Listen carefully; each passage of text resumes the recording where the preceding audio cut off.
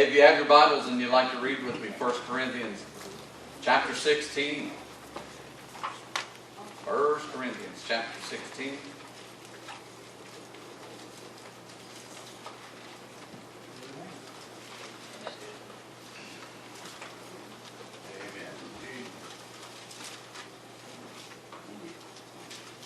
Fine looking congregation. Nice looking football team, however you want to look at it. Fine group of folks here this morning.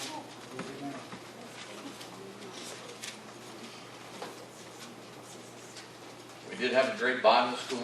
I enjoyed it every night coming. I know there's a lot of hard work put into that. The older people get and they're doing the work, the harder the work gets for the people to do the work. I can understand that as well. You work with some churches, sometimes you have a lot of younger folks doing a lot of the grunt work of the Bible school, the behind-the-scenes work, and then sometimes you have the folks who have done it and need help and people. And so this week, in seeing different people jump in and do things, that was great. Seeing the kids enjoy their time here was great. It didn't matter to them if there was 40 or 100.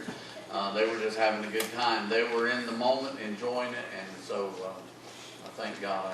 I thought the other day about the seed being sown. It has been sown, and we pray that God blesses it. There were parents that came. We got to speak to a little bit. Hopefully they will find their way back. I don't know what you see when you look at this building. There are some improvements that I would like to see to the building, but the building isn't the part that I'm looking at. I'm looking at what's inside. Amen. This church has so much potential to reach this community of people around here. And you can send your money to foreign places, and you can help other areas, but just with what's around here, there is so much to be done. And I do believe that God will hold us accountable. Whether you're a member or not, if you attend here, God will hold us accountable one day for the people that we tried to reach or the people that we did not. You say, well, it's not my fault, Brother George. Well, what are you doing? What are you doing? If you are content with just sitting, maybe you need to ask yourself, is there something else I can do? Can I do more? And hopefully this message will help us all with that. I've attempted this thought for years, never fully finished it. Some guys will have a sermon idea come and they'll write stuff down and write notes down and trying to match it up and look for certain things to fit with it and what will be. And I go to the dictionary. You know, the dictionary sometimes will look at words today and they'll be a little different. Even in the 1611 version of the King James, the meaning may be a little different today. For instance, if you called one of the kings in the Old Testament, hey, that king was fat. Well, today that might mean, hey, he was cool, you know, but he might have just been overweight then. And so sometimes words change or plays on words. And so I'm going to read something to you this morning that I don't suspect has changed. I believe that it's probably right in line with where we should hopefully find ourselves as Christians, as a church, as people who are willing to work for God. 1 Corinthians in chapter 16, the writer Paul here says in verse 15, I beseech you, brethren, you know the house of Stephanas, that is the first fruits of Achaia, and that they have addicted themselves to the ministry of the saints. That you submit yourselves unto such, and to every one that helpeth with us and laboreth. I am glad the coming of Stephanas and Fortunatus and Achaicus, for that which was lacking on your part, they have supplied.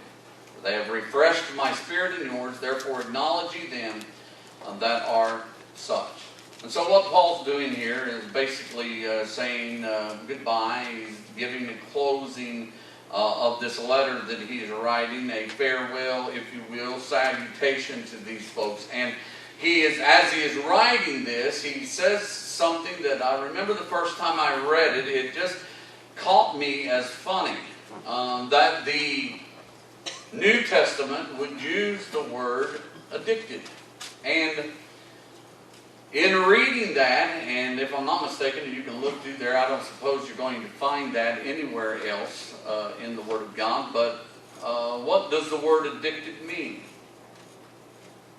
Well, to apply habitually. To apply habitually. Wholly given over to. If you remember the same man that's writing this letter, the Apostle Paul, if you remember him, as he is standing there on Mars Hill, he looks as he is waiting his turn to speak, and he sees this inscription, "To the unknown God." And his spirit was moved within him. Jim just taught on this weeks ago, I believe. His spirit was moved within him when he saw that the people were wholly given to idolatry. What does that mean? They gave everything they had to it. Everything they had. And so I'm going to attempt to speak to you this morning and preach to you this morning about being addicted to the ministry of the saints. Not just being addicted. I could ask you in here today, and probably with a show of hands, everybody in here knows someone in their family that is addicted to something. When you hear the word addicted, you automatically think bad. I do. I automatically think bad. That person's addicted. They go, oh, well, years ago they were addicted to alcohol. They were addicted to marijuana. Nowadays they're addicted to opioids. They're addicted to prescription pain medication. They're addicted. When I hear that, it's a negative connotation that's added to that. And I think to myself, wow, they got problems.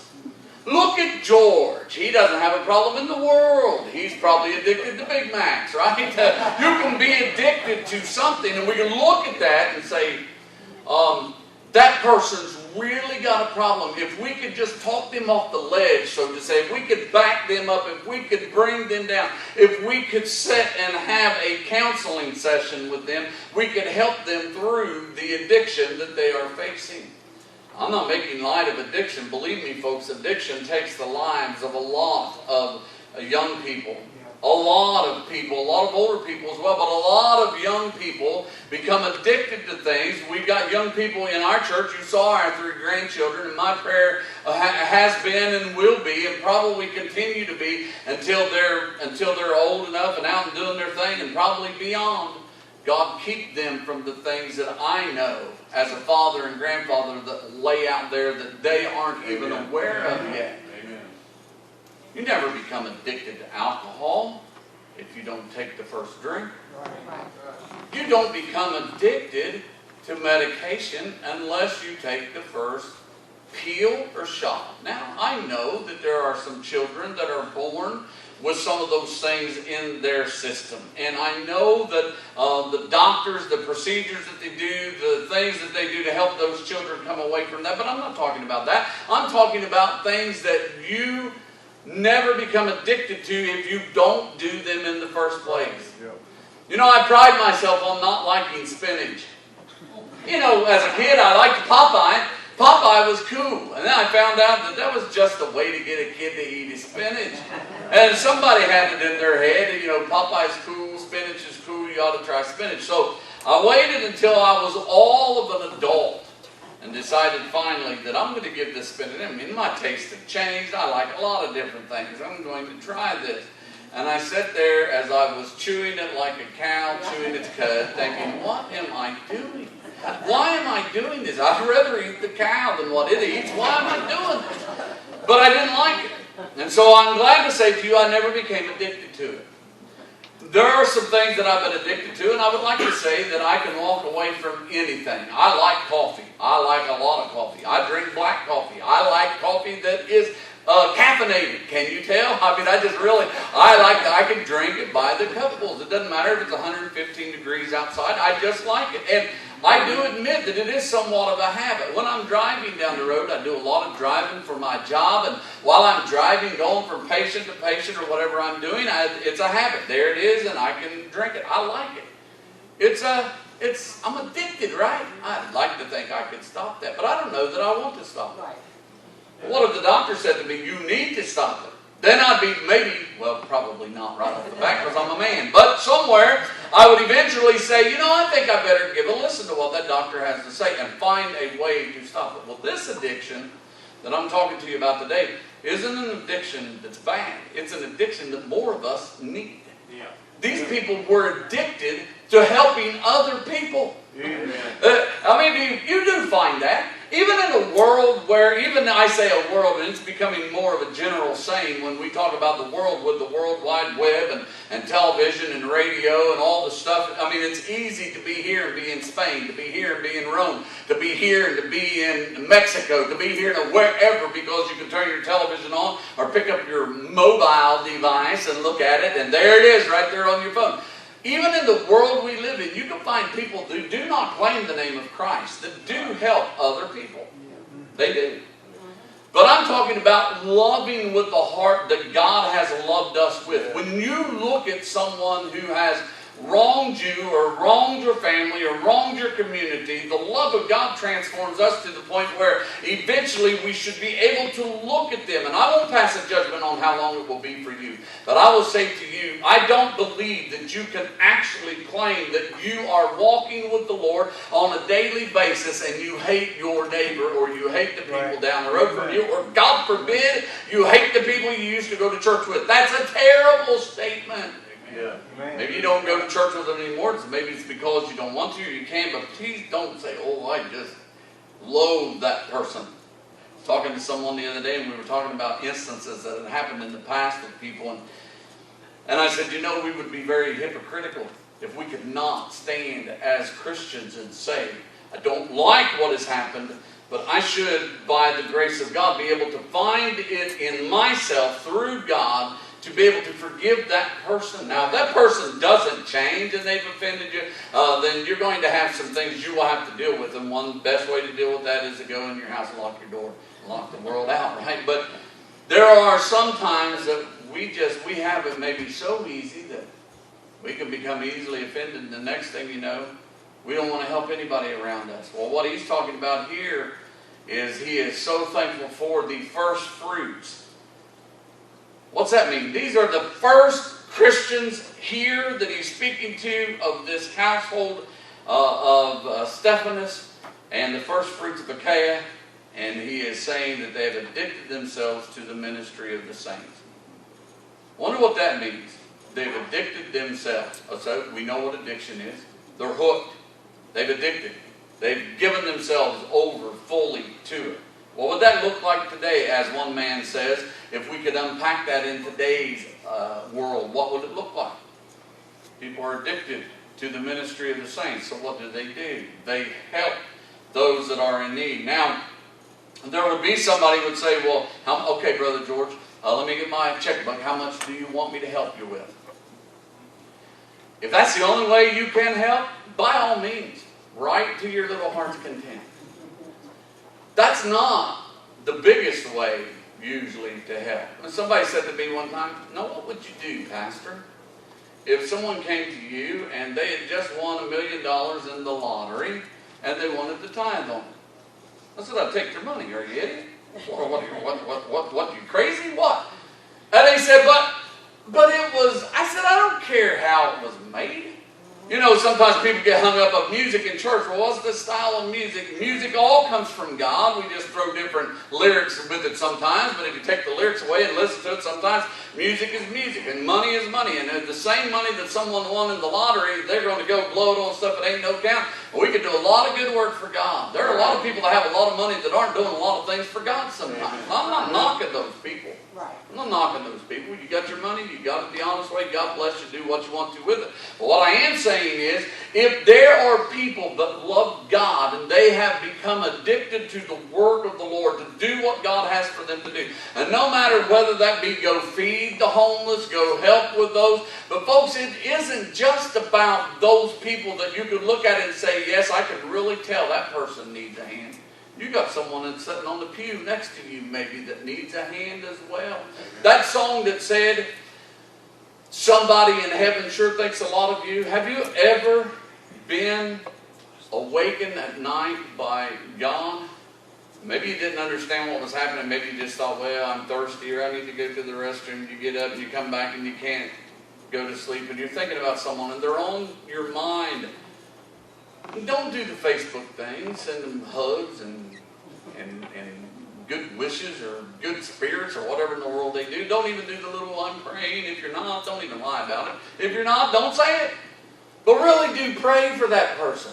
You have become addicted to the ministry of seeing the church grow, not just this building, not just this body of believers, but to see the church grow, then you will see that person is the person you want on your team. That's the person you want as your coach. That's the person you want as your punter. That's the person you want as your quarterback. Now, how would you like it if you had a football team, if you were the coach of the football team, and you said, okay, guys, let's go. And somebody's over there picking the mud out of his cleats and said, no, I got hurt in the last game. I ain't getting out in this one. That happens sometimes. As a pastor, you go to a church, you're expecting people to do things. Hey, let's addict ourselves to the work of the Lord. And so, I got hurt the last time. Let me say this to you. How many times you ever have something happen on a job that you did not like and you left that job? Did you just stay home, not make any money? Did you just stay home and not work? No, you looked for another job. And what did you do when you got there? You went to work. You addict yourself. As Christians, we need to be addicted to the work of the Lord. Amen. Not everybody can do the same job. There are things in the church that not everybody can do, and sometimes you find that people fill the gap until someone else comes along. Now, I've heard it said many times, I'm doing this because there's no one else would do it. Truth be told, they're doing that, and they've done it for years because no one else will do it, because they won't let no one else around it, because it's their baby. Amen. Many times you walk over great Sunday school teachers, great song leaders, great pastors, preachers, people great that are sitting out in the congregation, but they never have the chance to do something because the person doing it sometimes isn't really feeling like he's much blessed doing it, but he just feels like, well, I got to do this. Well, God help us if we ever feel like, if I ever get to feel like, oh, I got to go to that church down there, I'll be going up saying, Charlie, man, get you someone else. Charlie, I'm out of here. But I shouldn't be dragging about it. I should be addicted to it. Amen. I should want to do it. You know how it is to be addicted, right? Teresa was addicted to iced cappuccinos from Tim Hortons for so long before we moved to where they didn't have them. If you want to know why we moved to Myrtle Beach, I had to get her away from Tim Hortons. It's like George Vastine and Tim Horton. You can't love two men. You can just one. But she loved that iced cappuccino. And it just was what it was, they're not bad. What are they, $9.95 a cup? I don't know what they are, but like every day she'd be going to work. And you would too if you were working with kids the age she was working with, I'm sure. But she'd be going to work wired. Here she go with her. But she was addicted to it. And I would jokingly say, baby, you got to lay that down. She says, I can lay a lot of things down, but that ain't going nowhere. I can't lay that down. But you watch somebody that's addicted to alcohol. Has that ever affected your life? Anybody in here? It does. What's it do? It makes people walk different, doesn't it? Yeah. Oh, man, you watch them walk. Have you ever been a trooper or watched some of those shows? Get out and walk the straight line. Okay, officer, which one? Yeah. There's 3 of them. Which one do you want me to walk? No, there's only one. Walk it. And they'll be, it makes them talk different. You know what? Us being addicted to the work of the Lord should make us walk different. It should make us talk different. It should make us be different. I can't just tell you from the pulpit that I love people and then want to fight and argue with everybody on Facebook or down the road, everybody that lives around me. I would really, it'd be all right to live fairly close to this church. Not so close to the church that the people wouldn't leave me alone and be coming all the time for dinner. I need my privacy. But if I couldn't live in this community because people looked at me like, we know him. If I had to live in Wheelersburg so I could pastor a church here, what if I had to live in Wheelersburg so I could pastor a church in Huntington, West Virginia? I got to go where no one knows me to pastor. Wouldn't that be terrible? What if people knew me and said, if you really knew that guy like I know him, I can't just tell people I love them and not show it. Right. I have to show it. You know how I find that the biggest way that I can show someone that I love them sometimes is I need to put a zipper on my mouth. Amen. Amen. Put a filter on my brain before I say something. Because there are a lot of things people do that I do not agree with. Does that make me king? No. Does it make me right? It does to me. But does it make me right if I'm standing over them and telling you, hey, you're wrong, you can't do this? You have to have a certain tact to do things. My mother was with us yesterday, and we ran into some people, and they were doing what you do in a free country. They were showing their freedom to believe and act however they wanted to act without being thrown in jail. They were doing it. And my mother mentioned something, and she said something that she wasn't fond of, and I said, Mom, you know, Mom, I said, I'm 51 years old. I said, I thank God that I live in a country. Men and women have died for us to be able to do what we choose to do. How many of you guys in here tonight and this morning, and ladies and gentlemen, are veterans? Raise your hand. I know who, I think. Yes. Yeah. What? Air Force, sir.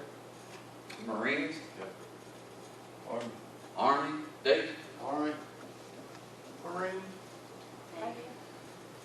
Navy? Anybody else? Army? Jack?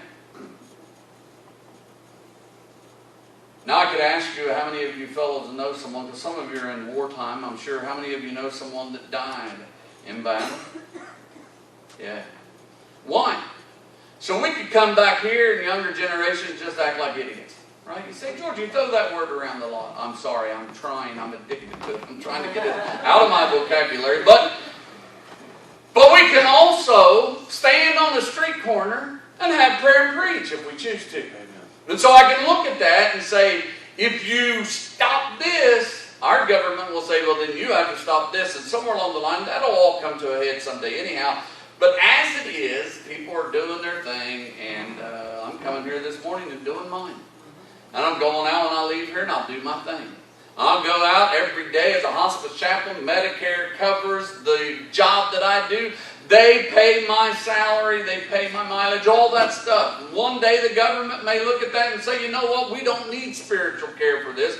Cut that out altogether. But right now, I'm going to take everything they give to me. I'm going to praise God for it, because I can go in and possibly reach people who are about to die, who are lost without God. And to me, when they ask me, why is it you do what you do? Why I am addicted to doing what I do, is I get sick and tired of seeing people live their lives not right with God, and then somewhere along the line someone tells them, well, you can't be saved at the last minute. I'm not your judge. I'm just here to show you I was a beggar. I found food. I can show you where to find it. I can pray with you before you die. And if God saves you and forgives you, fantastic. But I get to do that. And the government pays for it, right? And they reimburse my company for that. Thank God. I live in a nation where if you want to act like a big dummy, you can. If you want to act like you got brains, you can. If you want to act like me, you can. But you can be addicted to what you do. You watch people who are addicted to animals. To animals. They want to be a vet. They want to be like, they just love animals so much. It's just like, save the baby whales and the baby chipmunks and the baby mosquitoes and the baby just everything, save everything. I'm like, I like guitars. Save the guitars. Maybe I'll make a bumper sticker. Save the guitars. But those people that like animals, they become addicted to certain things. There's a personality trait that just made, and they are workers for that cause. And you look at the two people that aren't here this morning. Look at them. Oh no, they're not here this morning. Dwayne and Ella. Look at those folks. Now, you think they are addicted to something?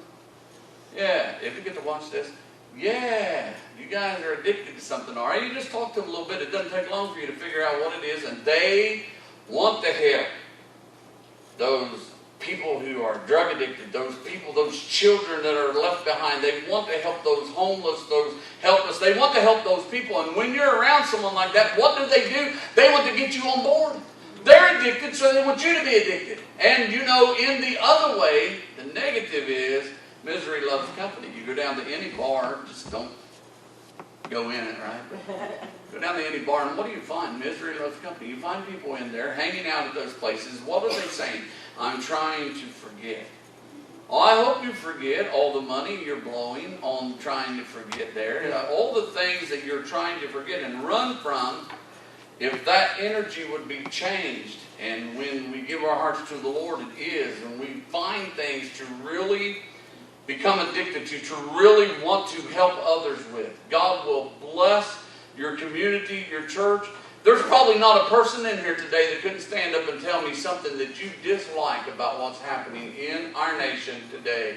You could get on a soapbox, as I do sometimes, and you could go on and on and on and on and on. I prayed the other night, God help us never to complain about the kids that are running wild if we won't take time to help 25 or 30 little kids that come to Bible school for 5 nights. If we won't take the time to help them kids, don't complain about them when they're 15 or 18 and they're out there running wild and breaking your windows in your house and stealing stuff out of your car. If you would be addicted, if you would be concerned, does that mean all the blame should be on us today? A lot of it. We have to take a lot of it. How much of yourself have you given to God? Have you addicted yourself to working for Him? One of these days, maybe it's not you that's in a bad way. Maybe it's not you that's in the bad shape today. Maybe it's not you, as that song I sang that says, one day when things aren't going great. Maybe it's not you today. But trust me, it will be. Maybe you're not walking through the valley the person on the pew next to you is walking through. But trust me, you will. You walk into a rest home. One thing I do after 13 years of working with the company I work for is when I walk in these places, I see, if I could put a rewind on their life, I would see little kids just like our children and grandchildren. Then I would see people, our son and his wife's age. Then I would see me and my wife. Then I would see some of you, and the next thing you know.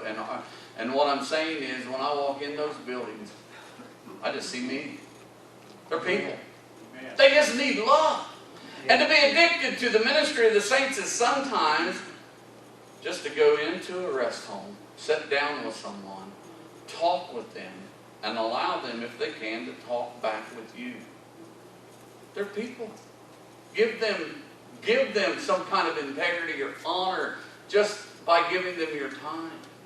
You can addict yourself in a lot of ways to the work of the Lord. Come to church all the time? Fantastic. Sing in the choir? We got room for you. Play an instrument? Have at it. You feel like you need to preach? Hey, God bless you. Whatever it is you're going to do. But being addicted to the ministry of the saints just doesn't mean doing the things that are seen, but sometimes it is the things that are unseen. Right. The things that you will not see. It's heartbreaking to us. As the last week or so, we went down to Myrtle Beach. We went down and visited with a friend down there who had fallen at 92 years old and broken her hip. And by the time she gets out of the facility that she is in, possibly the church that we pastored where she is, will have its doors closed. We went there were 5 people. We left, there were 40-some people. The pastor took it, they were doing well, things were going well. The construction of the church where they are, the area has grown so much, it's a lot of sand in there. The sand from the highway pushing down on the foundation has caused the building to want to kind of cave a little bit, and the bottom costs more money than to fix it than to repair it. So the last word we got last week was they're going to sell the building, the denomination will, and shut the church down. Now that's her church. She loves that church. That's a little woman. We baptized her in the ocean, and she had a great time. She loved the church. Now she's going to rehab, and by the time she's able to come back home, she won't have that church. I've watched those people, those ones that struggled to keep that church going. You know what I saw? I saw people who were addicted to the ministry of helping others. I saw people who were lost by the wayside because people would look at them and say, oh, they're just a bunch of old people. No wonder their church is closing. They're a bunch of old people. Yeah, keep it up, Smarty. That'll be you one day. Yeah. We don't all stay young forever, do we? Someone looked at me here a while back and said, man, you got a lot of gray hair. I said, man, I got hair. Yeah. Things do change, don't they? My prayer today is that you will become addicted to the work of the Lord. Whatever it may be. Addict yourself. Like you're addicted to being at church at 5:45 when it starts at 6 o'clock. Fine. Be here every service. Great. I love to see you. I miss you when you're not here. But no matter where you are, become addicted to the work of the Lord. Give Him your whole heart. Give Him everything you can. Because what you're giving for someone else, God will return, send someone to give that to your family as well. Stand with me today if you will.